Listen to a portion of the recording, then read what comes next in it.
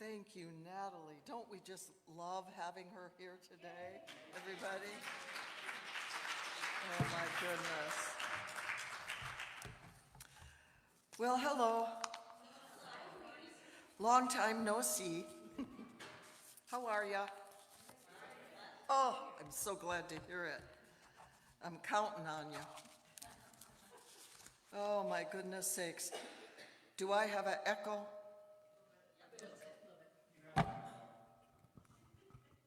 It's probably heaven.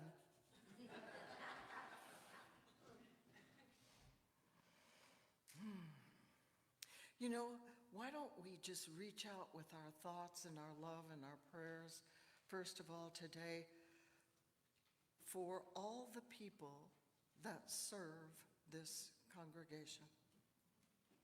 All the people that have served it from the very beginning, all through these many years, and all those don't even know they're preparing themselves to serve in the future. Today I'm going to talk about, oh, by the way, I'm Louise Dunn, thank you. I think I'm supposed to say that. Today we're going to talk about touching the ground of soul and what it means to be held by grace through absolutely every experience of your life. But before we begin, we're going to do something. I'm going to ask you to arrive. Okay, arrive into this moment. There's nothing to accomplish. There's nowhere else you need to be. Nothing else you need to do. Just gently bring your attention into your body for a moment. Maybe in your mind you say, I am here. Notice the simple fact of being here, the weight in your body, the rhythm of your breath, and whatever other sensations that you have. You don't need to change anything. You don't need to improve anything. If the mind reaches for answers or wants to make a list, you know how we get quiet and all of a sudden it seems like all creation is in our brain making a list. See if you can just let that movement soften a little. No judgment, no stopping it, just soften. And then as you rest in the here, sense the possibility that you are not holding yourself alone. That's something larger. Life itself, grace, presence, is already meeting you from within. And we begin from here.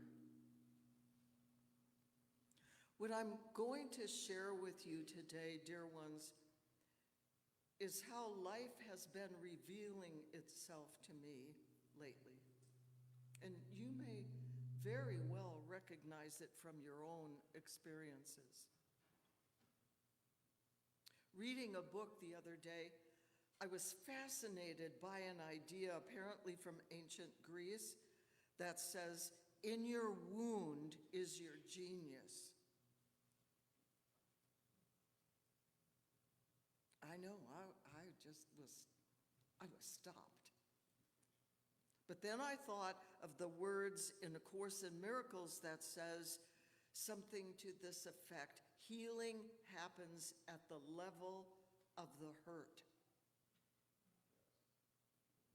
My interpretation of these ideas is that in our wound, in the place where our life hurts, lies our deepest truest connection to the healing power and brilliance of our own soul. In the last 14 months or so, I have gone through a kind of awakening within grief. An awakening not by removing myself from all I was feeling, but through a decision to stay with it, to stay with whatever comes up from within me. And those of you who have been going through grief or have in the past, you know only too well all those intense emotions, the mental struggles, the physical exhaustion, and even perhaps the spiritual doubt that washes over and through you in bereavement. You don't have any control over it. It just comes and it washes through. And it isn't, just about the grief of losing someone from our life. In this most tumultuous, unpredictable time in which we are now all living, every imaginable sensation can suddenly assault us and threaten our inner peace, threaten our connection to our holy soul. Uncertainty. Anybody felt it?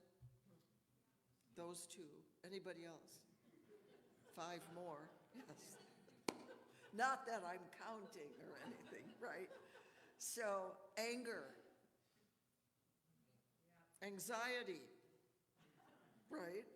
Fear, shock, discouragement.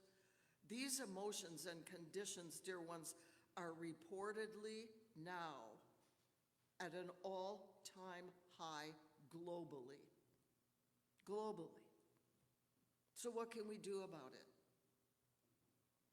Are we just powerless pawns, in the games of control that our leaders play? No. Or are we perhaps inherently capable of regaining sanity and calm within our own bodies, within our beautiful minds and hearts, no matter what? Yes. Let me go back to what I said just a moment ago about the decision I made to stay in whatever comes up for me. And here's the key: to stay no matter how uncomfortable it may be. I really hate that part.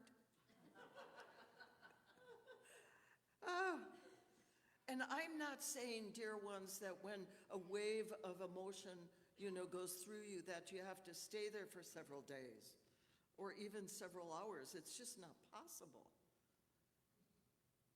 I found the only way I could do grief was to move in and out of it, accept a burst of it, be there, sense it, don't even have to name what it is, and then just kind of switch out.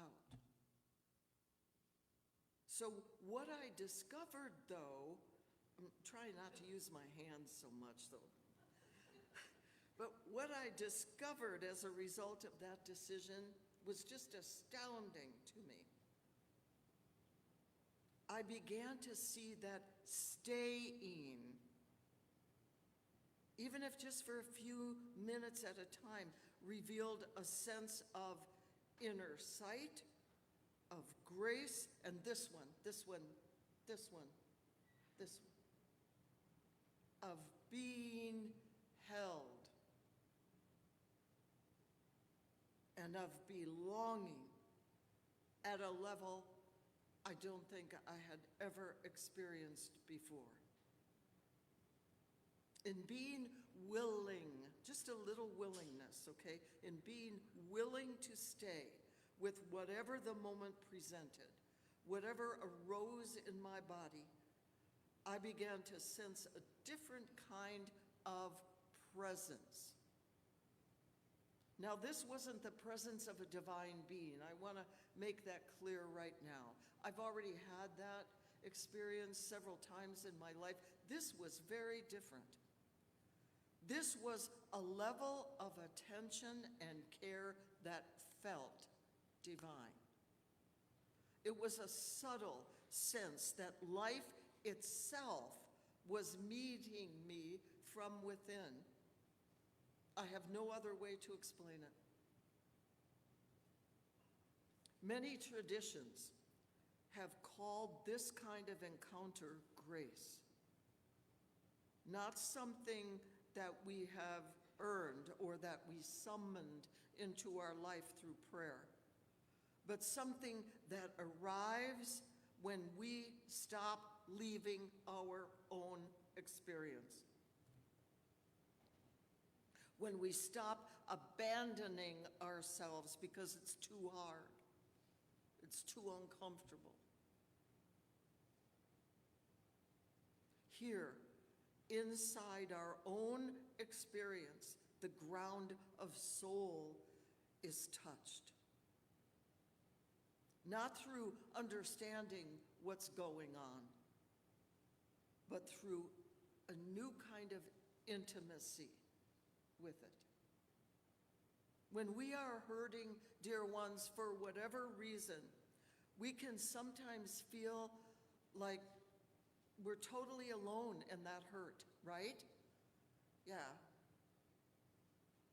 Nobody likes me, nobody cares, I'm gonna go eat worms, whatever, you know. You just feel totally alone in your hurt. Like we've been, left out to dry at the mercy of whatever life throws at us.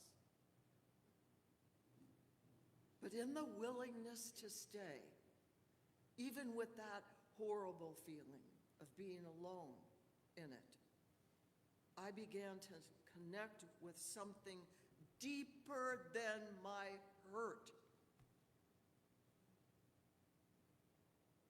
And believe me, I had gone through grief many times in my life before my husband passed, but I had never understood that kind of pain, that kind of grief. You can't, unless you walk it. So this something deeper than my hurt, it was a very gradual, subtle thing. I still don't know how it happened or what it is. I don't understand it. But I knew I was not alone because I stayed. I was not alone. So in staying, I sensed what I'm calling a sacredness to what I was experiencing. Presence became the ground on which I touched my soul. But I want to talk about this thing, sacredness, because I have a whole new understanding of it. It's not because, somebody laid their hands on you and blessed you. It wasn't because you were baptized 6 times or whatever, okay? None of that. But here's what it is. This is the sacredness of our inherent worth. Your own beautiful, holy, magnificent worth. Sacredness as the intrinsic value of something simply because it exists. Nothing has to be earned or improved or justified. By the way, I love reading stories of NDEs, don't you? Near-death experiences. I just love that. I cannot remember a single time that somebody reported they were told to keep improving. And what do? We keep improving. I'm having just a little bit of vertigo. Somebody grab a chair. It happens. Getting over a cold. Here's another thing. Thank you. That'll feel better. Yeah, just in case. Thank you. And if I fall over, I'll need you. We'll take care of you. Oh, thank you. See, I'm not alone. I can't hear it, but I'm not alone. That's the other thing that's just really wonky lately. It's leaving. So here's the other thing about sacredness, because I think this is so vitally important. Sacredness is a depth beneath the ordinary. It's the recognition that the ordinary world has depth. That beneath daily appearances, ordinary life, there's a vastness, there's a mystery, there's an aliveness quietly holding everything. This sacredness is a vulnerability of trust, and it's a belonging to something larger, and it's the rightness of what just is. But most importantly, dear ones, presence gives me a felt sense of this. I am here, and what I'm going through matters. What I'm going through matters. And this presence continues to nurture my faith and trust in my ability and our ability as human beings to continue to live open-hearted without guarantees, and to deepen our sense of our shared humanity as a sacred privilege. Our humanness is not a flaw. It's a divine gift. All your sensitivity, I have to tell you, nobody comes to unity unless they are sensitive people, because you are sensing life at a different level, or you want to. This presence gives me the courage to risk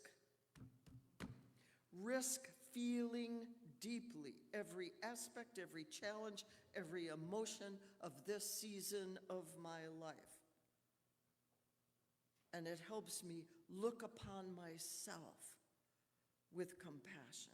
And truly, you cannot, it is impossible to look upon anybody else with real compassion unless you have first looked within and said, I am with you.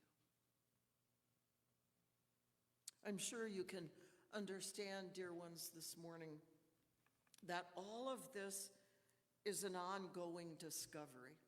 I don't have words for a lot of it. I don't. And so what I do every once in a while is I'll sit down with ChatGPT, put a question in, and sit in amazement as in 3 seconds it tells me everything that's going on in my life. In the most beautiful words. Anybody else had that experience? Try it, you'll love it. I can stay with uncertainty and still be okay. I can stay with uncertainty and still be okay together. I can stay with uncertainty and still be okay. Wow. I can be sad and still know joy together. I can be sad and still know joy. I can hurt and step forward into the next moment being sustained by grace. Grace does not remove us from life's difficulties. Wouldn't that be just too cool? I don't think it would be called earth. I think it's called heaven. Okay? Grace meets us from within and reveals what is most true and what we most need to hear. So, how do we stay? How do we inhabit this presence. I'm going to give you some clues. I can't give you a clear plan because when I dropped into it, I didn't look around and say, I'm a teacher, where's the manual? It just unfolds. So how do we inhabit it? We shift from doing to being. It has to be okay that you stop doing and you go into being. Just notice what you're feeling. You don't have to name it. You don't have to do anything about it. And then anchor yourself in your body, your holy body, this gift from the divine. Let silence be your ally. Let your mind rest. Don't run from your discomfort. Let it soften you. And keep your heart open even when it aches.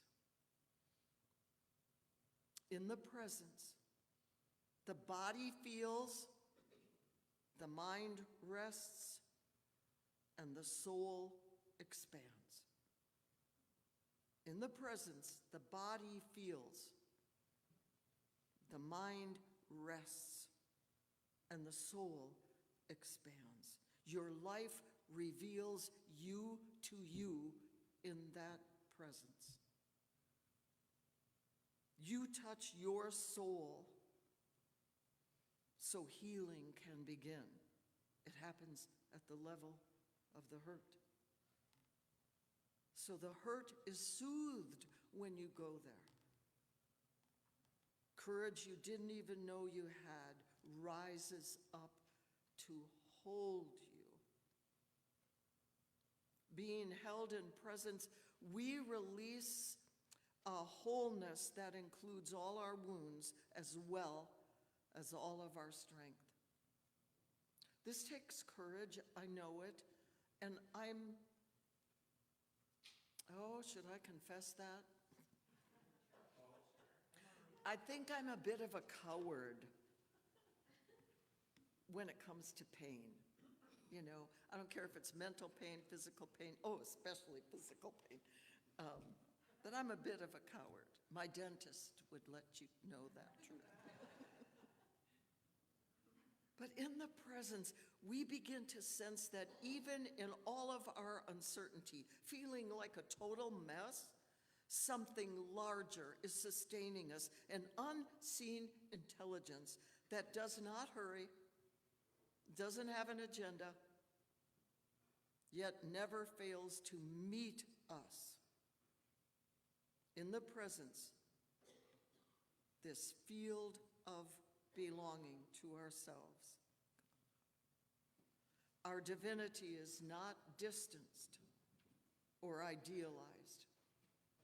It is intimate, alive, and revealed precisely through our humanity. Staying, resting, expanding in our wound is our genius.